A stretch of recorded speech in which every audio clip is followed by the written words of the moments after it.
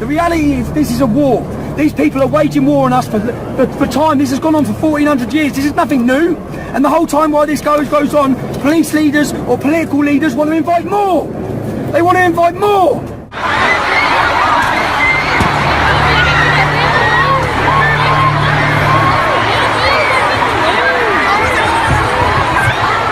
There are going to be knocks on the door of families tonight saying that their daughters, their mothers and their family have probably been maimed and killed in the streets of our own capital.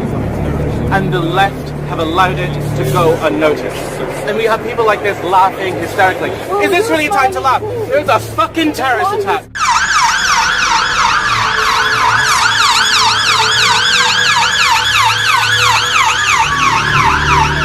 This country has been fucked by people like this who think it's hilarious that anybody who criticizes Islam is some fucking scummy, lower class fucking racist. These people who speak out against it are the ones who are trying to prevent it. And every single one of you who thinks this is funny, the blood is on your fucking hands. I was raised a practicing Muslim and remained one for almost half my life. I attended madrasas, that is Islamic schools, and memorized large parts of the Quran. As a child, I lived in Mecca for a time and frequently visited the Grand Mosque. As a teenager, I sympathized with the Muslim Brotherhood. At 22, while my family was living in Kenya, my father arranged my marriage to a member of our family clan, a man that I had never met. I ran away, made my way to Holland, studied there, and eventually was elected a member of the Dutch Parliament. Now I live in the United States. In short, I have seen Islam from the inside and the outside. I believe that a reform of Islam is necessary and possible, and only Muslims can make that reform a reality. But we in the West cannot remain on the sidelines as though the outcome of this struggle has nothing to do with us. So the problem, notice, the problem is not religious extremism, okay, because extremism is not a problem if your core beliefs are truly nonviolent. The problem isn't fundamentalism, which we often hear this said. These are euphemisms. I mean, the only problem with Islamic fundamentalism are the fundamentals of Islam. You are going to make millions upon millions of Muslims very, very angry. I'm not trying to offend Muslims. I love them. Those Muslims are my family. But you are going to offend people, and you are going to put your life in danger, aren't you, by doing this? Some of them will be offended.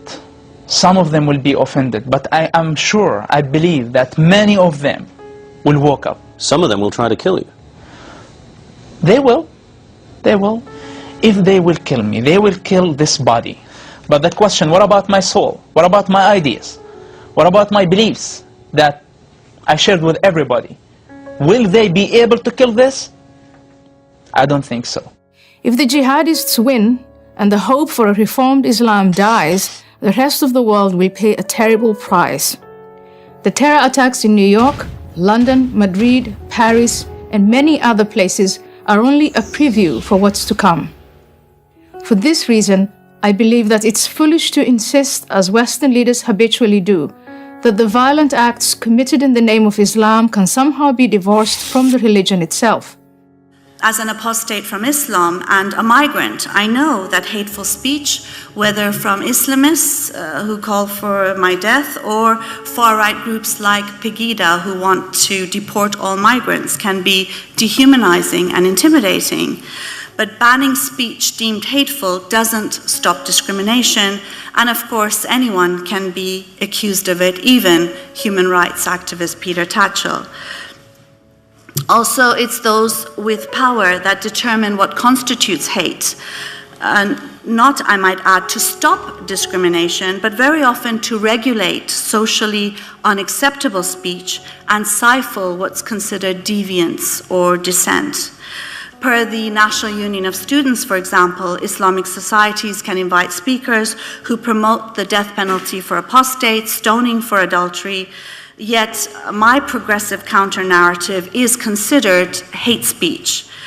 Also, despite a context where apostates from Islam who are minorities within a minority are threatened with death for what is deemed blasphemy or apostasy, criticism of Islam is seen to be the same as violence against believers, even though there's clearly a huge distinction between words and deeds. Now we have Mullah Omar and Osama bin Laden and Khalid Sheikh Mohammed. These guys agree about the nature of reality and how to live within it. And the problem is they are giving a very plausible version of the faith. Osama bin Laden is not the Reverend Jim Jones of the Muslim world. It would be wonderful if he were, but the problem is he is giving a truly straightforward version of Islam, and you really have to be an acrobat to figure out how he's distorting the faith. Now, if these guys were Jains, or Buddhists, or Amish, or Quakers, it would be patently obvious how they were distorting their religion. I mean, in fact, their behavior would be unintelligible. Okay? It is not obvious by the light of Islam, and this is just a fact we have to speak honestly about. And no one should be speaking more honestly about this and more volubly about this than moderate Muslims. Moderate Muslims have to find some way to grapple with this fact. For more than a decade, my message has been simple. Islam is not a religion of peace. When I assert this, I do not mean that Islamic belief makes all Muslims violent. This is manifestly not the case. There are many millions of peaceful Muslims in the world. What I do say is that the call to violence and the justification for it are explicitly stated in the sacred texts of Islam. Moreover, this theologically sanctioned violence is there to be activated by any number of offenses, including, but not limited to, adultery, blasphemy, homosexuality, and apostasy, that is, to leave Islam.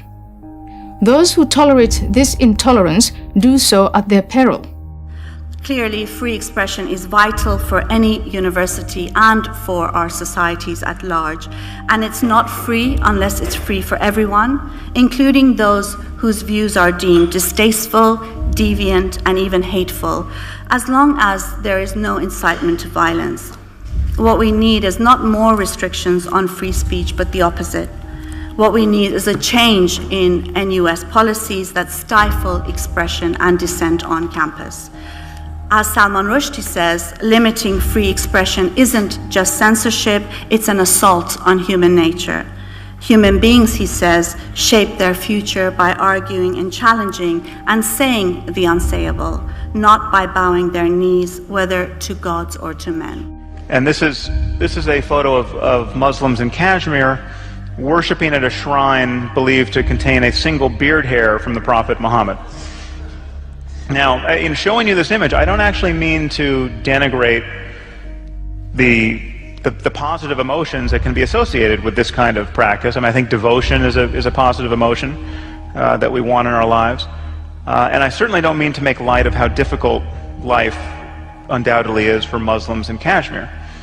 But it seems to me patently obvious, given the challenges that they face and that we all face in creating a world worth living in, these people have something more important to do than worship the beard hair of a man who may well have been a schizophrenic.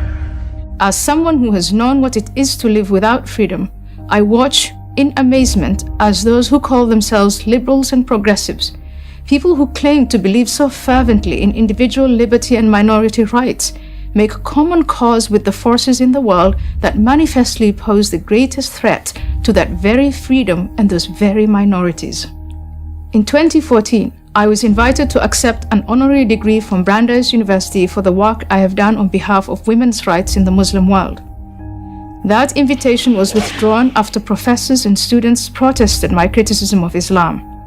My subsequent disinvitation, as it came to be called, was no favor to Muslims, just the opposite. By labeling critical examination of Islam as inherently racist, we make the chances of reformation far less likely. There are no limits on criticism of Christianity at American universities or anywhere else for that matter. Why should there be of Islam? Instead of contorting Western intellectual traditions so as not to offend our Muslim fellow citizens, we need to defend both those traditions and the Muslim dissidents who take great risks to promote them. We should support these brave men and women in every way possible. Imagine a platform for Muslim dissidents that communicated their message through YouTube, Twitter, Facebook, and Instagram. These are the Muslims we should be supporting for our sake as much as for the sake of Islam. Hate speech is the new shut up. Instead of I disagree with what you say, but I'll defend to my death your right to say it, it's I disagree with what you say, so shut up. And everyone will want a piece of that because it's very useful for any political movement, and that's what a lot of this is. With the increasing number of people being no-platformed at universities, however, it's becoming very clear that offense and hate are highly contested, which is why even when you look at legal codes in various countries, they vary quite profoundly. All too often, limits on speech are set by those with the loudest voices or those with the most political influence, like religious bodies or student unions or the state. And once limits are set, it's a slippery slope with no end in sight. In the name of tolerance of all, we end up with intolerance of all. You can't on this campus now talk about anything to do with birth or any of the steps that might lead up to birth. Any of the preludes, as it were. You can't talk about gender. You can't talk about anything meaningful in life, including politics, religion, and you can't really talk much about death. So what's there left? And if you're not going to do the thinking on this, who is? Do you want the students at Hull to be leading the charge? Do you want it to be the students at another university or in another country? Or do you think it's possible at some stage that you might allow your fragile minds to take in some of these ideas yourselves? Banning speech is in fact very dangerous because it lulls us into a false sense of security and prevents us from doing the more important work of addressing and challenging hate head on. It's a false assumption that one can combat hate with censorship. Also, when one considers that it's those in power who can most censor and also most normalize discrimination and hate, the absurdity of banning hate speech becomes all the more apparent. By their very nature, universities in particular should be places where orthodoxies are challenged and opinions questioned. Why would one go to university at all if you feel that you have to be protected from views you dislike or that offend you? Fundamentally, I think the NUS's concern for student safety and sensibilities gives progressive cover to what has fundamentally become a corporate approach to risk management in light of tuition fees. And also, I think, unfortunately, multiculturalism, not as a wonderful, brilliant lived experience, but as a social policy, has erroneously conflated criticism of ideas, criticism of the religious far right, like Islamism, with an attack on people, Muslims, minorities. In the Cold War, the West celebrated dissidents such as Alexander Solzhenitsyn, Andrei Sakharov, and Václav Havel, who had the courage to challenge the Soviet system from within. Today, there are many dissidents who challenge Islam, but the West either ignores them or dismisses them as not representative. This is a grave mistake. Reformers such as Tawfiq Hamid, Asra Nomani, and Zuhid Jasser, and many others must be supported and protected. They should be as well known as Solzhenitsyn, Sakharov, and Havel were in the 1980s. If we do in fact support political, social, and religious freedom, then we cannot in good conscience give Islam a free pass on the grounds of multicultural sensitivity. We need to say to Muslims living in the West, if you want to live in our societies, to share in the material benefits, then you need to accept that our freedoms are not optional. Islam is at a crossroads of reformation or self-destruction, but so is the West. I don't like a lot of things the Islamists say, but if I want free speech for myself and for those who dissent from them, then I also have to defend their right to speak. I mean, in a sense, when you defend free speech, you do have to defend a lot of really horrible people. And I think that's the reality of it. The point is that in a more and more pluralistic society, we seem to have decided that the only way to keep harmony is to shut everything down. And I think that's exactly the opposite. In a very pluralistic society, you're going to have to hear more and more voices, and you better get used to it. And in the meantime, when it comes to university campuses, there will simply be a very clear divide. There will be some universities where the kids are clever enough to realize that they should hear other ideas, and there will be some where they don't. And people just won't bother going to the ones that don't. I don't accept invitations to go to places where I think there's going to be some bother, because it's not that great a thrill. It's not that great a privilege to be asked to go out on a dank night in Kent to speak to some university you've never heard of who might no platform you anyway. I could stay at home with a cat. So there will be some students who get this.